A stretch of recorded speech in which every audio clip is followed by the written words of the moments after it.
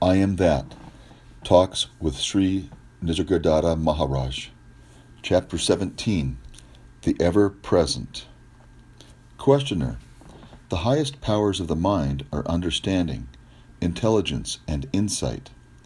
Man has three bodies, the physical, the mental, and the causal. Prana, mana, karana. The physical reflects his being, the mental, his knowing, and the causal, his joyous creativity. Of course, these are all forms in consciousness, but they appear to be separate, with qualities of their own. Intelligence, buddhi, is a reflection in the mind of the power to know, chit. It is what makes the mind knowledgeable. The brighter the intelligence, the wider, deeper, and truer the knowledge.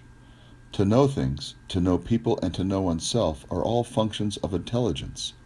The last is the most important and contains the former two. Misunderstanding oneself and the world leads to false ideas and desires, which again lead to bondage. Right understanding of oneself is necessary for freedom from bondage of illusion. I understand all this in theory, but when it comes to practice, I find that I fail hopelessly in my response to situations and people, and by my inappropriate reactions, I merely add to my bondage. Life is too quick for my dull and slow mind. I do understand, but too late, when the old mistakes have been already repeated.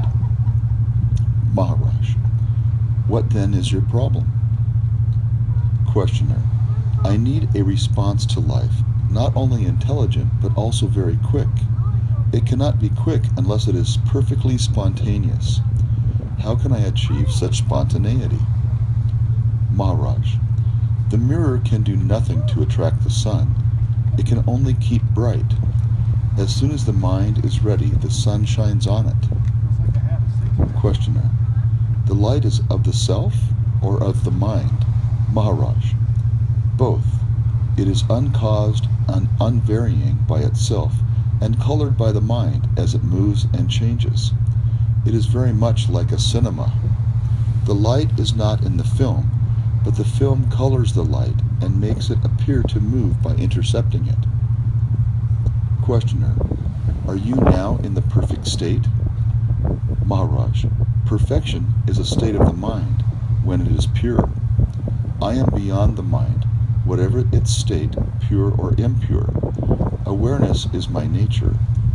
Ultimately, I am beyond being and non-being. Questioner. Will meditation help me reach your state? Maharaj. Meditation will help you to find your bonds, loosen them, untie them, and cast your moorings. When you are no longer attached to anything, you have done your share. The rest will be done for you. Questioner. By whom? Maharaj. By the same power that brought you thus far, that prompted your heart to desire truth and your mind to seek it. It is the same power that keeps you alive.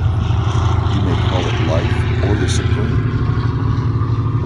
Questioner. The same power kills me in due course. Maharaj. Were you not present at your birth? Will you not be present at your death?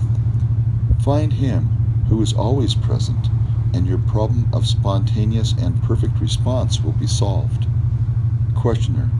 Realization of the eternal and an effortless and adequate response to the ever-changing temporary event are two different and separate questions. You seem to roll them into one. What makes you do so? Maharaj. To realize the eternal is to become the eternal, the whole, the universe, with all it contains. Every event is the effect and the expression of the whole, and is in fundamental harmony with the whole. All response from the whole must be right, effortless, and instantaneous. It cannot be otherwise, if it is right. Delayed response is wrong response. Thought, feeling, and action must be one and simultaneous with the situation that calls for them. Questioner. How does it come? Maharaj. I told you already. Find him who was present at your birth and will witness your death. Questioner: my father and mother? Maharaj: yes, your father, mother, the source from which you came. To solve a problem, you must trace it to its source. Only in the dissolution of the problem in the universal solvents of inquiry and dispassion can its right solution be found.